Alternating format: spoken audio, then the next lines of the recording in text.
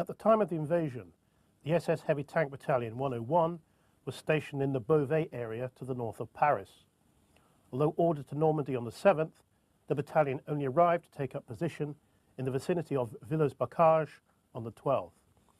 Coincidentally, the British 7th Armoured Division had launched an attack designed to swing it on a southeasterly axis through Villers-Bocage into the western flank of the German forces, blocking the northern approaches to Caen.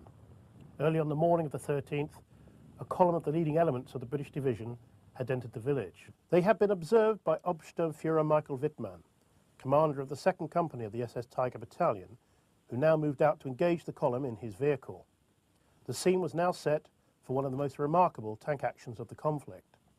Wittmann was given command of his first Tiger in early 1943 when serving in the 13th Company of the SS Panzer Regiment 1.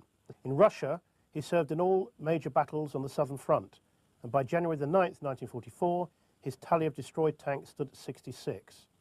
On the 14th of that month, he was awarded the Knight's Cross. A fortnight later, having raised his tally to 117 tanks, he was awarded the Oak Leaves to the Knight's Cross. In April, he took command of the 2nd Company of the 101st SS Tiger Battalion. He was a fated and well-known figure to the German public by the time of the Normandy campaign. Breaking from the cover of trees, Wittmann drove his Tiger along the drawn-up column of British tanks, lorries, half-tracks and Bren gun carriers, shooting them up before entering Villers-Bocage, where he proceeded to dispatch a number of Cromwell tanks. He was now receiving fire support from the other 4 Tigers of his company, and was shortly joined thereafter by others from the 1st Company. The footage shot after the battle gives a graphic impression of the event. Lining the western entrance to the village is a column of burnt-out M3 half-tracks bearing the 7th Armoured Division insignia.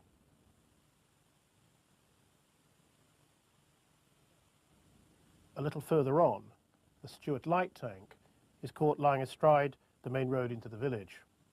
Knocked-out Cromwells are seen in the main street, victims of Wittmann's Tiger. Further along the main street is a Panzer IV lying alongside a Tiger, both destroyed by British infantry. Wittmann's own Tiger is seen here, abandoned by its crew when its track was shot off. In reward, Wittmann was promoted and awarded Oak Leaves with swords to the Knight's Cross. Although the Tiger had already acquired a fearsome reputation prior to the Normandy campaign, it now became an object of dread to Allied tankers. The manner in which the German heavy panzers could take out Allied tanks, seemingly at their leisure, almost led to a political scandal in the United Kingdom. The most numerous Allied tank was the American-built Sherman, which in its most common form was equipped with a short-barreled 75mm gun and had a maximum armour thickness of 50mm. A Tiger could penetrate the turret armour of an M4A2 Sherman at 1800 metres, whereas the Sherman could not even reciprocate at virtually point-blank range. Even when the Americans introduced the longer-barreled 76mm gun on their M4A1s, they were profoundly disappointed to discover that they would still have to close to 700 metres to penetrate the turret armour of the Tiger, which could still defeat them at 1800 metres. Nevertheless, it was a Sherman modified by the British and carrying a 17-pounder gun and named Firefly that provided the Allies with the only tank able to kill a Tiger at combat ranges.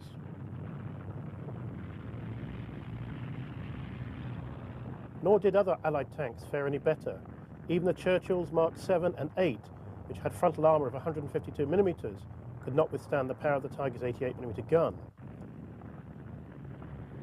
The new Cromwell was as badly off as the Sherman. German newsreels of the fighting in Normandy are replete in their coverage of destroyed Allied armour. Shermans, Cromwells, carriers and other machines are paraded by the propaganda company in mute testimony to the purported superiority of German arms. However, the cameraman has caught 2 destroyed Sherman Fireflies. Issued on the basis of 1 per troop of 4 Shermans, they were quite naturally the main target of any Tiger commander. Allied tank losses, though high, could always be made good from their vast reserves, whereas every Tiger lost in Normandy could not be replaced. And lost they were, if not always to Allied tanks, then to other means which included the overwhelming firepower directed onto German positions from heavy naval guns on vessels lying off the coast. Allied warships lobbed shells up to 16-inch calibre many miles inland, One German officer recalled how heavy guns from the battleships were devastating. When one of these shells dropped near a Tiger, the 56-ton tank was blown over on its side just from the blast. If the Germans had no answer to such firepower, they were also as impotent to protect themselves against the overwhelming Allied air superiority